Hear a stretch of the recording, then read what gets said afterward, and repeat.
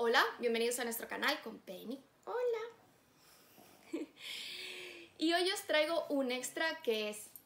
un relato de Lovecraft, en concreto Los sueños en la casa de la bruja, que forma parte de los mitos de Cthulhu y es uno de los que nos hemos leído con dialéctica,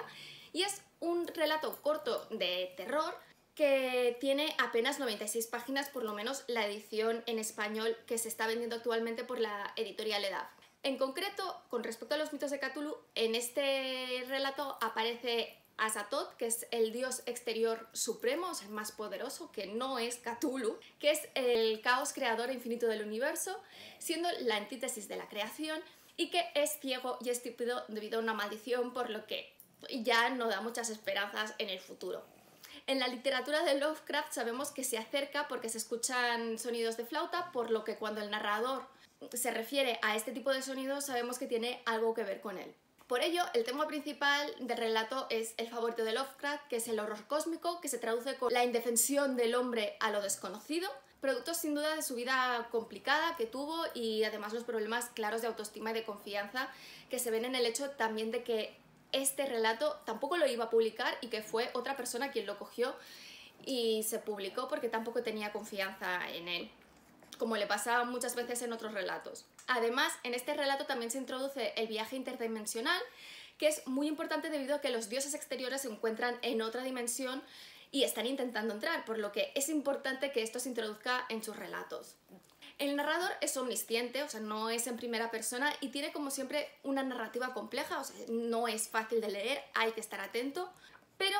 tengo que deciros que no es difícil de entender lo que está pasando si se presta atención, o sea, ni siquiera hace falta saber lo que es un dios exterior o qué son los mitos de Cthulhu o cómo están organizados los dioses en el exterior. Es un relato que es disfrutable aunque no sepas nada del contexto,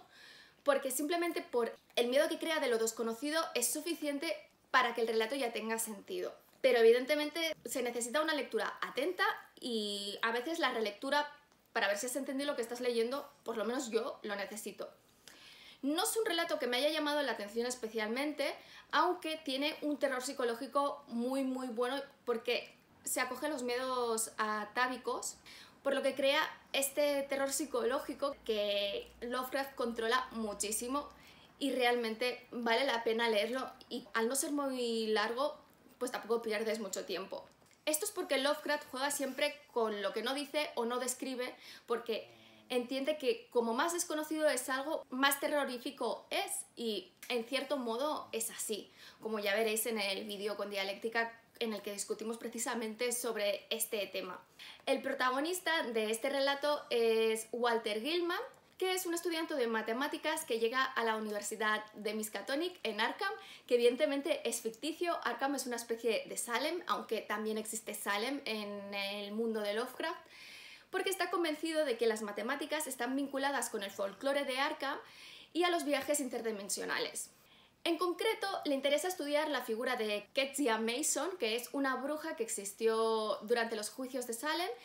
y que fue arrestada en 1692, y en ellos habló precisamente de los viajes interdimensionales y de hecho Kezia desapareció de los calabozos de Salem en los que se encontraron unas líneas curvas y ángulos concretos y una sustancia roja pegajosa, dando a entender al lector que se escapó mediante el acceso a otra dimensión, porque claro, no pudo escaparse de otra forma y si te están diciendo que está relacionado con este tipo de geometría extraña,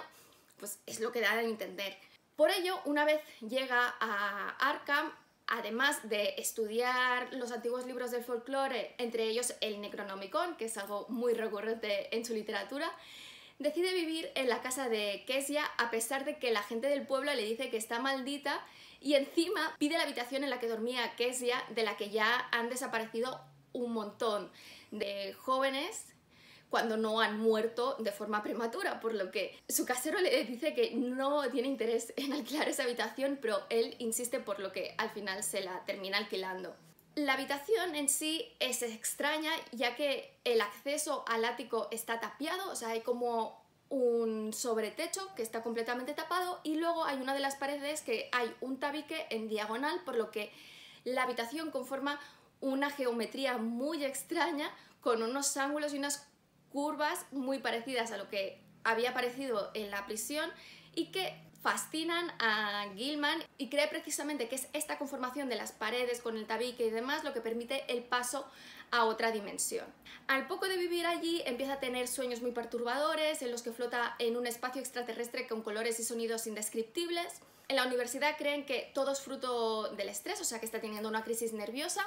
que se está esforzando demasiado en estudiar el folclore y le dicen que pare, pero a pesar de ello él no puede parar y no deja de seguir estudiando y estos sueños van empeorando. Y no tardan en aparecer la bruja Kezia y su familiar, o sea que es el animal que acompaña siempre a las brujas, que se llama Brown Jenkins, y es como una especie de rata peluda con rostro humano y barba que la gente del pueblo cree escuchar y ver por las noches, sobre todo cuando se acerca la noche del 30 de mayo, que es una noche en la que desaparecen siempre niños en el pueblo, pero que es algo que se da como hecho y que nadie hace nada al respecto. Al mismo tiempo, el resto de los inquilinos le dicen que lo han escuchado andar por las noches y él se extraña porque él cree que ha estado durmiendo y alguno de ellos le ha visto dar vueltas por la casa, cosa que él no entiende. Y a la vez, como os digo, estas pesadillas van empeorando y empeorando, por lo que no sabe si se está volviendo loco o qué le está pasando. En las otras habitaciones vive otro estudiante universitario, Elwood, que representa pues el raciocinio, el estudio científico, y además también vive un mecánico de telares, Matt Jurewick, que es súper religioso y se pasa el día rezando, sobre todo a medida que van pasando cosas más extrañas en la casa, por lo que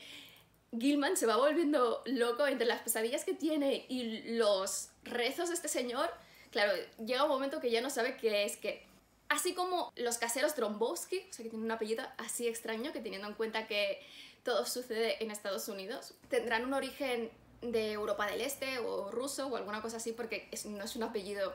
que se escuche allí. Tanto Matt Jurewick como Drombowski representan el folclore y las creencias populares, ya que están convencidos de que todo lo que sucede está relacionado con la bruja y con las cosas extrañas que pasan el 30 de mayo y las leyendas, y desde un principio le dicen a Gilman que no es buena idea dormir en la habitación porque allí pasan cosas extrañas y cosas que no se pueden explicar. Y no os voy a contar nada más porque claro, si no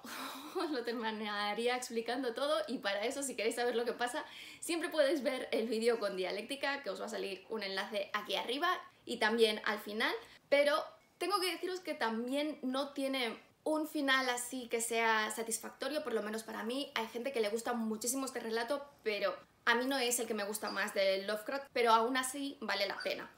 Eso es todo, espero que os haya gustado. Si es así, dale a like, si no, dale un like, dejad comentarios que siempre los contesto, y si no estáis suscritos, suscribíos y dadle a la campanilla para que os avise de los nuevos vídeos que cuelgo, ya que si no, YouTube no lo hace.